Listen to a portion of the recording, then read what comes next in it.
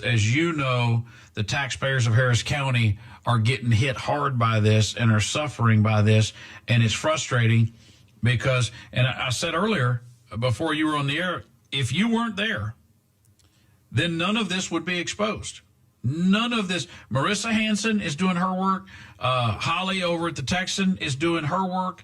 You've got a random story here and there, but if we didn't have somebody on the inside asking these questions, forcing this to be made more public, because sunlight's the best disinfectant when it comes to this nonsense. Commissioner Tom Ramsey, if you can hold with us, I want folks to understand what's about to happen with this 8% property tax hike, how they got away with it, because I think this is going to give people a case of the red ass when they realize exactly what's going on. Commissioner Tom Ramsey is our guest tonight. Commissioner, the 8% property tax increase when revenues are already high, values are already high, so that they can have more money to spend on Rodney's pet projects without voters even getting to approve it. Explain how that happened. Well, the state legislature allowed counties to increase taxes 8%. Normally they capped that at 3.5%, but they allowed it to go to 8% because we've had 3 disasters in Harris County in the last 3 months. So the interesting thing I find about this now, we're going to use the 8% window because of the disaster, is the problem is we're not spending the money on the disaster. If I could sit here and tell you that, yeah, we were significantly impacted by the Mayday flood, the derecho, the barrel storms, and here's all the damage, we probably have a significant amount of damage. The problem is when I go in as Precinct 3 and say my precinct has been impacted $25 million and I need money, and they tell me, oh, that's too bad, you got $4 million. And then they take 8% increase, which is, by the way, we talk about percents. I like to talk numbers. That is $264 million more than we took in last year.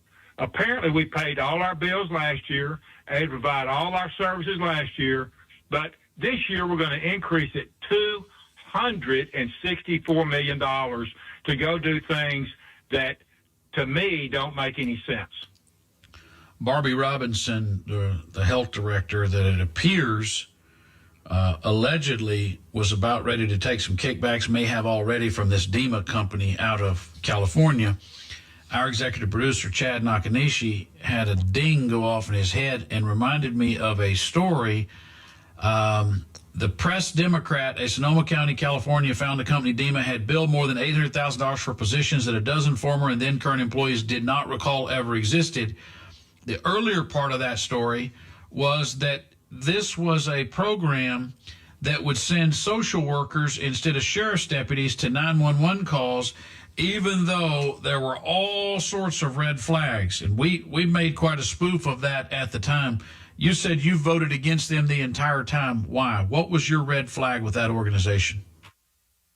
Well, one, as I said earlier, they came out of Northern California, and they beat out one of the premier mental health facilities in the world, otherwise known as Harris Center. So that's a flag, and clearly that was substantiated now 2.5 years later when clearly the services were not provided. But let me tell you about this. It's called HEART, and it's a holistic response team to issues out there. And my rule is, anytime I hear somebody use the word holistic, that's another flag that goes off. That's another word for this is all made up and we don't know what we're doing. Listen, Michael, there were 5,260 calls made under this program, and again, to send out mental health personnel rather than law enforcement. Well, the 2,600 of them related to wellness checks. Another 2,000 was related to just checking on the neighborhood. Only 200 were related to any kind of mental health issues. So, again, I don't think they made those calls, to be honest with you. And no one seems to be interested in auditing that. I'm asking that. I'm going to ask the county auditor again to go in and take a look at these.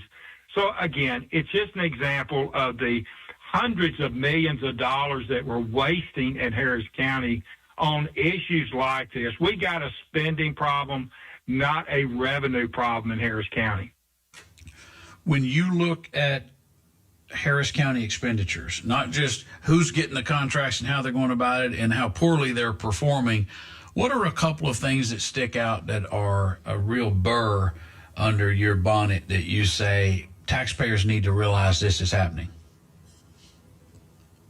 Well, when at the top of the list, Access Harris, and this is a program that looks good on paper. It allows people that comes in looking for a particular help in some area, they can use this program that goes across Harris County and looks at all the different programs. Last year we spent $3.5 million on this, and I think 1,000 people used it.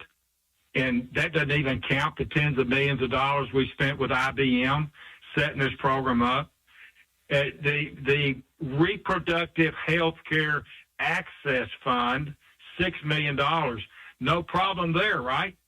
Reproductive Health Care Access Fund. Again, it's these programs that are politically named, that are out there maybe even doing things that are not legal. Creation of the elections administrator. You know, we did that 2.5 years ago, 3 years ago.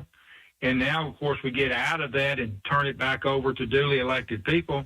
Michael, that cost us $6 million a year.